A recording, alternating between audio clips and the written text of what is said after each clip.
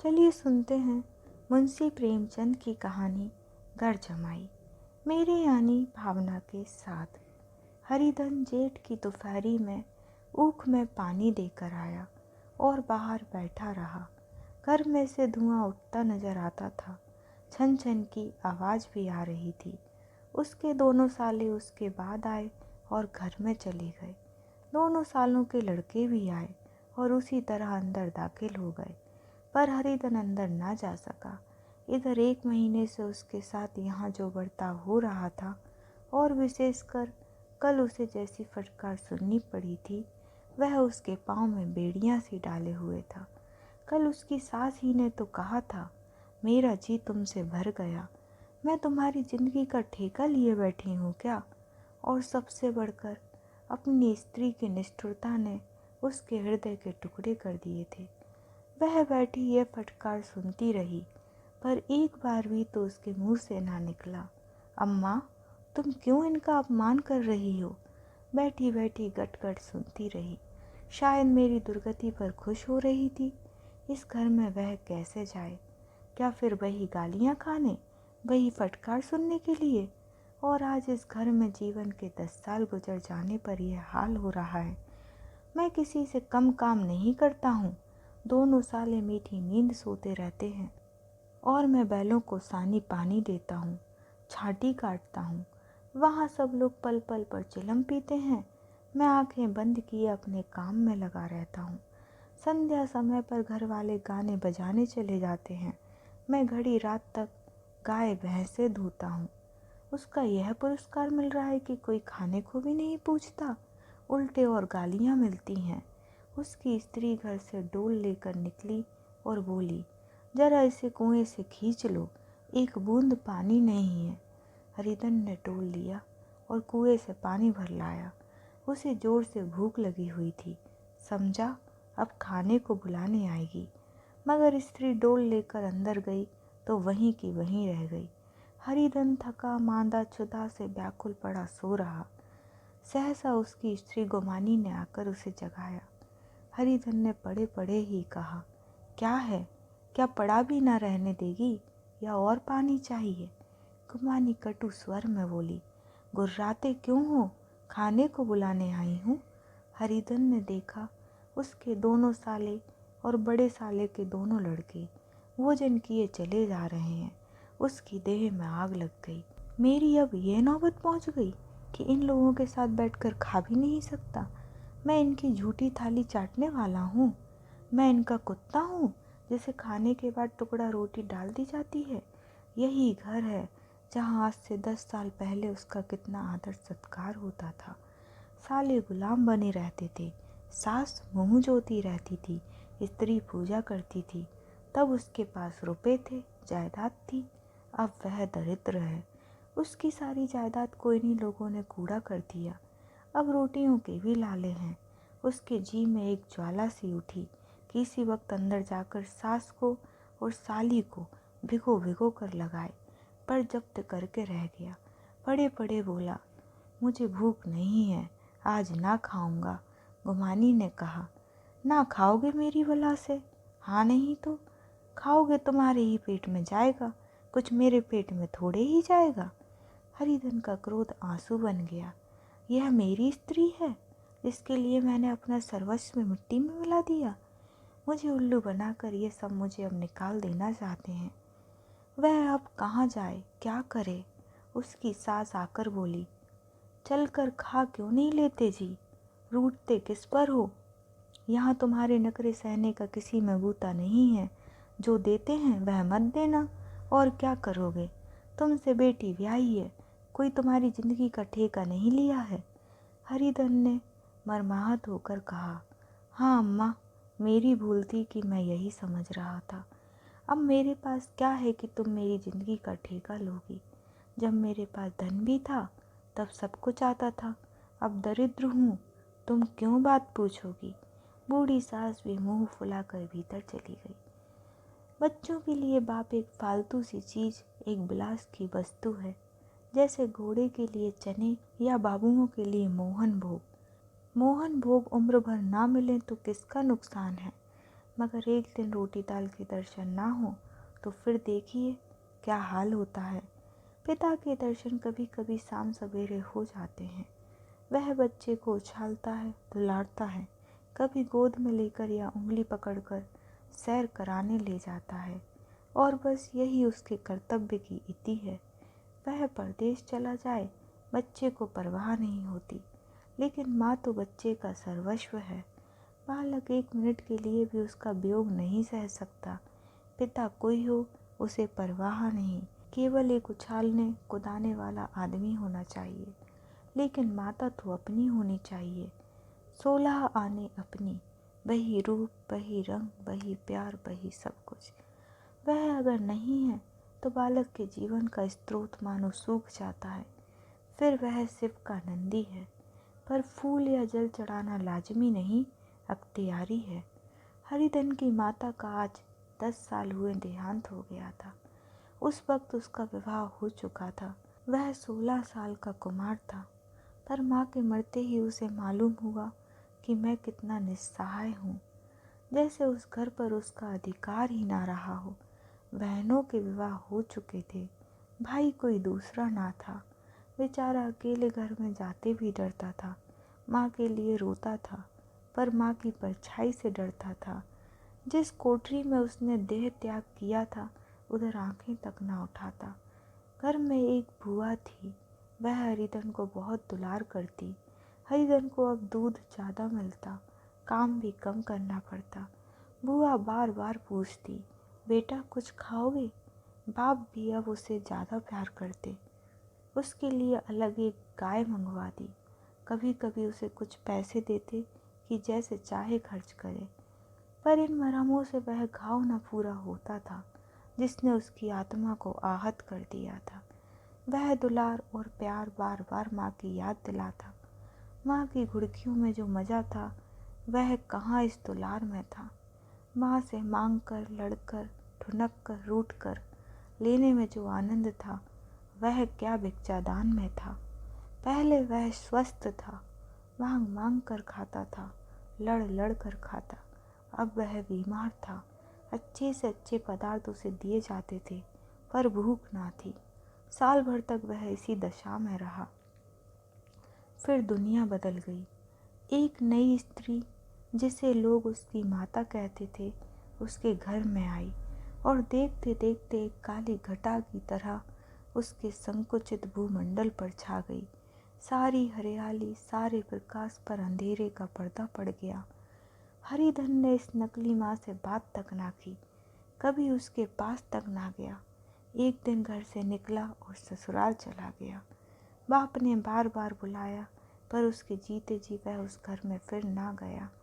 जिस दिन उसके पिता के देहांत की सूचना मिली, उसे एक प्रकार का ईर्ष्या में हर्ष हुआ। उसकी आंखों में आंसू की एक बूंद भी न आई। इस नए संसार में आकर हरिधन को एक बार फिर मात्र स्नेह का आनंद मिला। उसकी सास ने ऋषि वरदान की भांति उसके शून्य जीवन को विभूतियों से परिपूर्ण कर दिया। मरुभूमि में हरियाली उत्पन्न हो गई। सालियों की चुहल में, सास के स्नेह में, सालों के बाग विलास में और स्त्री के प्रेम में उसके जीवन की सारी आकांक्षाएं पूरी हो गईं। सास कहती, बेटा तुम इस घर को अपना ही समझो, तुम ही मेरी आंखों के तारे हो। वह उससे अपने लड़कों की, बहुओं की शिकायत करती। वह दिल में समझता था, सास जी मुझे अपने बेटों से भी ज़्यादा चाहती हैं। बाप के मरते ही वह घर गया और अपने हिस्से की जायदाद को कूड़ा करके रुपयों की थैली लिए फिर आ गया। अब उसका दूना आदर सत्कार होने लगा। उसने अपनी सारी संपत्ति सास के चरणों पर अर्पण करके अपने जीवन को सार्थक कर दिया। अब तक उसे कभी कभी घर की याद आ जाती थी, अब भूल कर भी उसकी याद ना आती, मानो वह उसके जीवन का कोई भीषण कांड था जिसे भूल जाना ही उसके लिए अच्छा था। वह सबसे पहले उठता, सबसे ज़्यादा काम करता। उसका मनोयोग, उसका परिश्रम देखकर गांव के लोग दांतों उंगली दबाते थे। उसके ससुर का भाग्य बखारते, जिसे ऐसा दामाद मिल गया। लेकिन ज्यों ज्यों दिन गुजरते गए, उसका मान सम्मान घटता गया। पहले देवता था, फिर घर का आदमी, अंत में घर का दास हो गया। रोटियों में भी बाधा पड़ गई, अपमान होने लगा।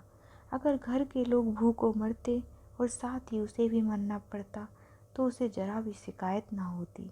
लेकिन जब वह देखता और लोग मूंछों पर ताव दे रहे हैं, केवल मैं ही दूध की मक्खी बना दिया गया हूँ, तो उसके अंतस्थल में एक लंबी ठंडी आह निकल जाती। अभी उसकी उम्र कुछ 25 साल की तो थी ही।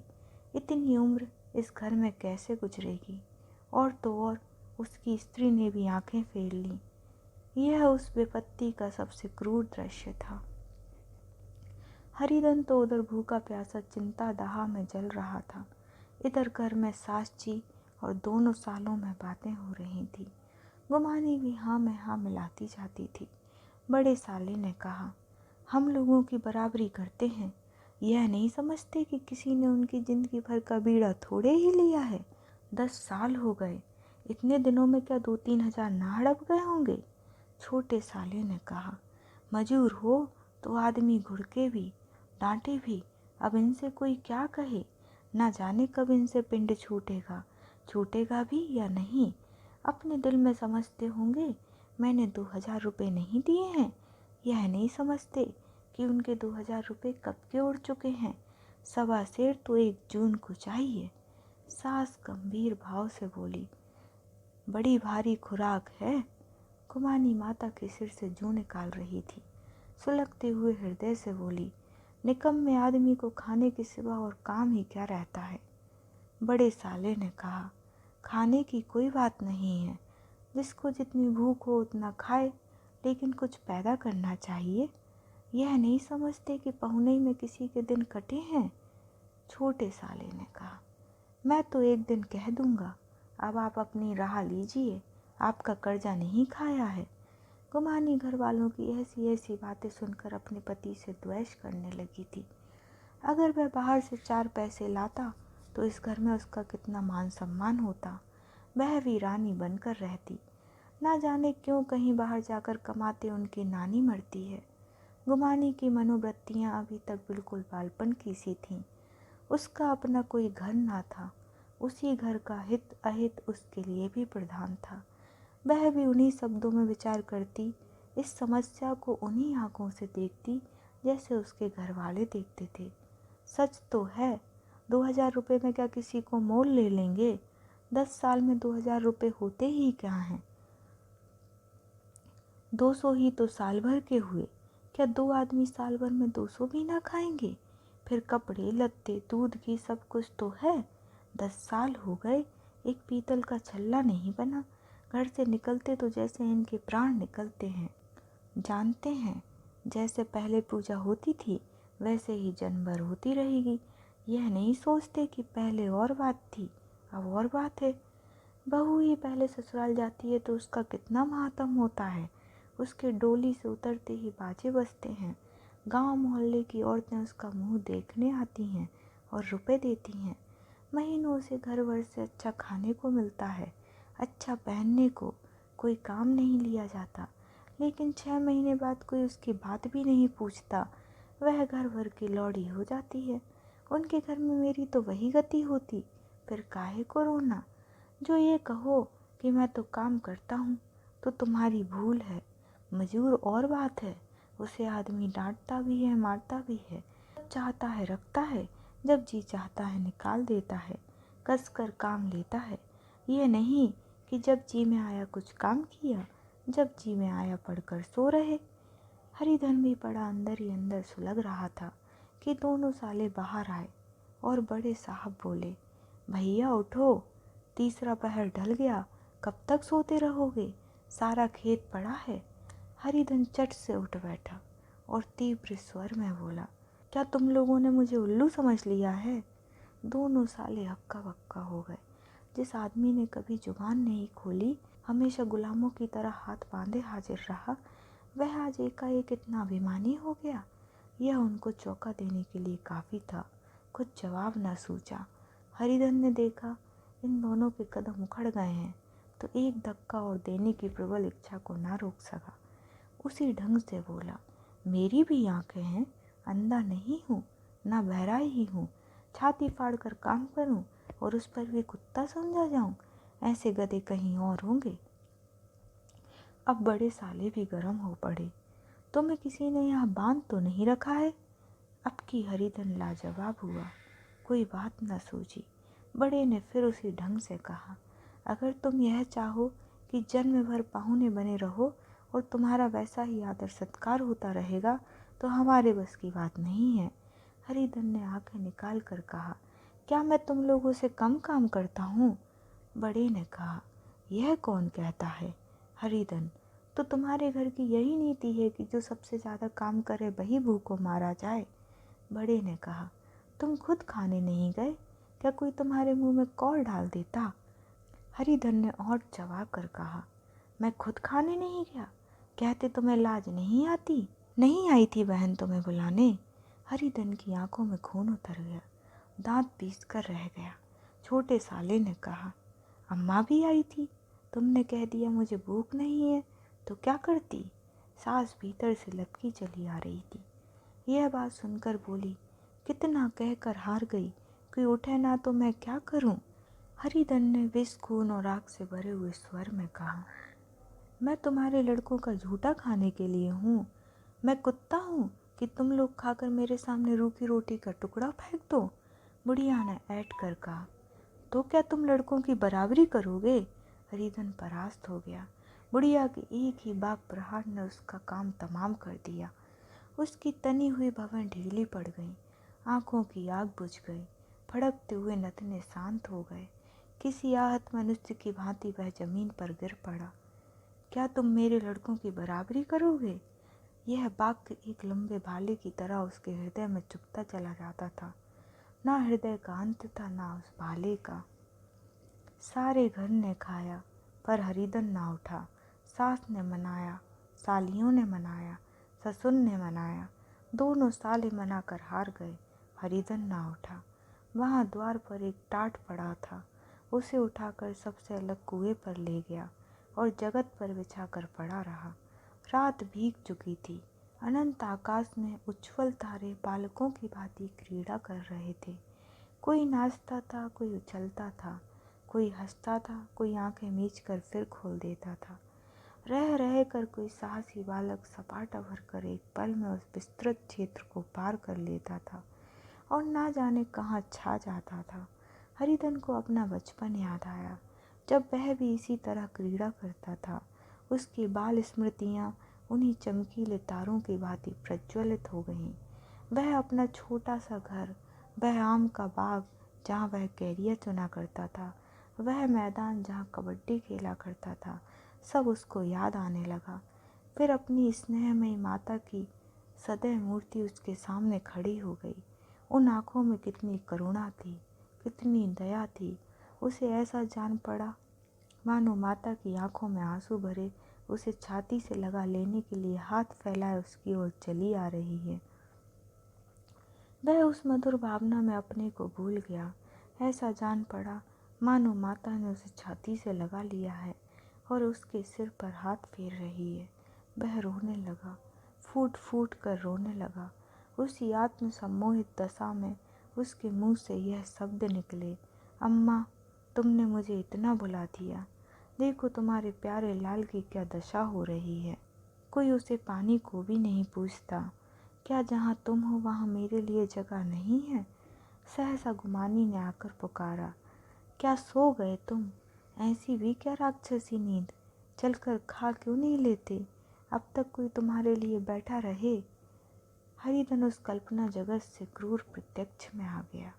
वही कुएं की जगत थी, वही फटा हुआ टाट, और गुमानी सामने खड़ी कह रही थी, कब तक कोई तुम्हारे लिए बैठा रहे। हरिधन उठ बैठा और मानो तलवार म्यान से निकाल कर बोला, भला तुम्हें मेरी सुध तो आई? मैंने कह तो दिया था मुझे भूख नहीं है।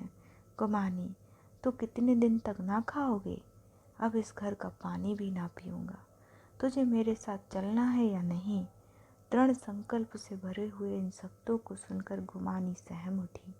बोली, कहाँ जा रहे हो? हरिधन ने मानो नशे में कहा, तुझे इससे क्या मतलब? मेरे साथ चलेगी या नहीं? फिर पीछे से ना कहना मुझसे कहा नहीं। गुमानी आपत्ति के भाव से बोली, तुम बताते क्यों नहीं कहाँ जा रहे हो? तू मेरे साथ चलेगी या नहीं? जब तक बता ना दोगे मैं ना जाऊंगी। तो मालूम हो गया तू नहीं जाना चाहती। मुझे इतना ही पूछना था, नहीं तो अब तक मैं आधी दूर निकल गया होता। यह कहकर उठा और अपने घर की ओर चला। गुमानी पुकारती रही, सुन लो, पर उसने फिर कर भी ना देखा। 30 मील की मंजिल हरिधन ने 5 घंटों में तय की। जब वह अपने गांव की अमराइयों के सामने पहुंचा तो उसकी मातृ भावना ऊषा की सुनहरी गोद में खेल रही थी। उन वृक्षों को देखकर उसका विफल हृदय नाचने लगा। मंदिर का सुनहरा कलश देखकर वह इस तरह दौड़ा मानो एक छलांग में उसके ऊपर जा पहुंचेगा। वह वेग में दौड़ा जा रहा था, मानो उसकी माता गोद फैलाए उसे बुला रही हो। जब वह आमों के बाग में पहुंचा, जहां डालियों पर बैठकर वह हाथी की सवारी का आनंद पाता था, जहां के कच्चे बेरों और लिसोड़ों में एक स्वर्गीय स्वाद था, तो वह बैठ गया और भूमि पर सिर झुकाकर रोने लगा, मानो अपनी माता को अपनी विपत्ति कथा सुना रहा हो। वहाँ की वायु में, वहाँ के प्रकाश में मानो उसकी विराट रूपणी माता व्याप्त हो रही थी। वहाँ की अंगुल अंगुल भूमि माता के पद चिन्हों से पवित्र थी। माता के स्नेह में डूबे हुए शब्द अभी तक मानो आकाश में गूंज रहे थे। इस वायु और इस आकाश में ना जाने कौन सी संजीवनी थी, जिसने उसके शोकार्त हृदय को फिर बालोत्साह से भर दिया। वह एक पेड़ पर चढ़ गया और उधर से आम तोड़ तोड़ कर खाने लगा। सास के वह कठोर शब्द, स्त्री का वह निष्ठुर आघात, वह सारा अपमान उसे भूल गया। उसके पांव फूल गए थे, तलवों में जलन हो रही थी, पर इस आनंद में उसे किसी बात का ध्यान ना था। सहसा रखवाले ने पुकारा, वह कौन ऊपर चढ़ा है रे? उतर अभी, नहीं तो ऐसा पत्थर खींचकर मारूंगा कि वहीं ठंडे हो जाओगे। उसने कई गालियां भी दी। इस फटकार और इन गालियों में इस समय हरिधन को अलौकिक आनंद मिल रहा था। वह डालियों में छिप गया, कई आम काट काट कर नीचे गिराए और जोर से ठट्टा मार कर हंसा। उल्लास से भरी हुई हंसी उसने बहुत दिन से ना हंसी थी। रखवाले को यह हंसी परिचित मालूम हुई, मगर हरिधन यहाँ कहाँ? वह ससुराल की रोटियां तोड़ रहा है। कैसा हंसोड़ा था, कितना चिबिल्ला था, ना जाने बेचारे का क्या हाल हुआ। पेड़ की डाल से तालाब में कूद पड़ता था। अब गांव में ऐसा कौन है? डांट कर बोला, वहां से बैठे बैठे हंसोगे तो आकर सारी हंसी निकाल दूंगा, नहीं तो सीधे उतर आओ। वह गालियां देते जा रहा था कि एक गुठली आकर उसके सिर पर लगी। सिर सहलाता हुआ बोला, ये कौन शैतान है? नहीं मानता? ठहर तो, मैं आकर तेरी खबर लेता हूँ। उसने अपनी लकड़ी नीचे रख दी और बंदरों की तरह चटपट ऊपर चढ़ गया। देखा तो हरिधन बैठा मुस्कुरा रहा है। चकित होकर बोला, अरे हरिधन, तुम यहाँ कब आए? इस पेड़ पर कब से बैठे हो? दोनों बचपन के सका वहीं गले मिले। यहाँ कब आए? चलो घर चलो। भले आदमी, क्या वहाँ आम भी मैसर न होते थे? हरिधन ने मुस्कुरा कर कहा, मंगरू, इन आमों में जो स्वाद है वह और कहीं के आमों में नहीं है। गांव का क्या रंग ढंग है मंगरू, सब चैन चान है भैया। तुमने तो जैसे नाता ही तोड़ लिया। इस तरह कोई अपना गांव घर छोड़ देता है? जब से तुम्हारे दादा मरे सारी गृहस्थी चौपट हो गई। 2 छोटे छोटे लड़के हैं, उनके लिए क्या होता है? हरिधन, अब उस गृहस्थी से क्या वास्ता है भाई? मैं तो अपना ले दे चुका, मजूरी तो मिलेगी ना। तुम्हारी गैया ही चरा दिया करूँगा, मुझे खाने को दे देना। मंगरू ने अविश्वास के भाव से कहा, अरे भैया, कैसी बातें करते हो? तुम्हारे लिए जान हाजिर है। क्या ससुराल में अब ना रहोगे? कोई चिंता नहीं, पहले तो तुम्हारा घर ही है, उसे संभालो। छोटे छोटे बच्चे हैं, उनको पालो। तुम नई अम्मा से नाहक डरते थे, बड़ी सीधी है बेचारी, बस अपनी माँ समझो, तुम्हें पाकर वो निहाल हो जाएगी। अच्छा, घरवाली को भी तो लाओगे? हरिधन, उसका अब मुँह ना देखूंगा, मेरे लिए वह मर गई। मंगरू, तो दूसरी सगाई हो जाएगी, अब की ऐसी महरिया ला दूंगा कि उसके पैर धो धो कर पियोगे, लेकिन कहीं पहले भी आ गई तो? हरिधन, वह ना आएगी।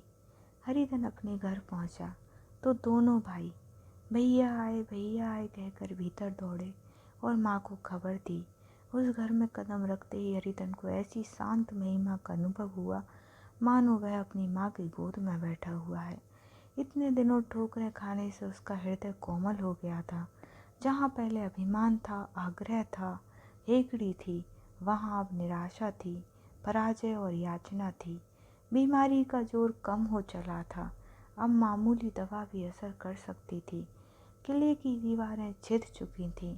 अब उसमें घुस जाना असाध्य न था। वही घर जिससे वह एक दिन विरक्त हो गया था, अब गोद फैलाए उसे आश्रय देने को तैयार था। हरिधन का निर्वलंब मन यह आश्रय पाकर मानो तृप्त हो गया। शाम को बिमाता ने कहा, बेटा तुम घर आ गए, हमारे धन्य भाग। अब इन बच्चों को पालो। माँ का नाता ना सही, बाप का नाता तो है ही। मुझे एक रोटी दे देना, खाकर एक कोने में पड़ी रहूँगी। तुम्हारी अम्मा से मेरा बहन का नाता है, उस नाते से तुम मेरे लड़के होते हो। हरिधन ने मात्र विफल आँखों से बेमाता के रूप में अपनी माता के दर्शन किए। घर के एक एक कोने से मात्र स्मृतियों की छटा चांदनी की भांति छिटकी हुई थी।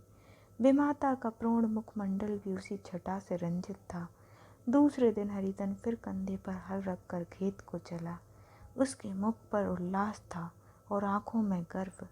वह अब किसी का आश्रित नहीं, आश्रयदाता था। किसी के द्वार का भिक्षुक नहीं, घर का रक्षक था।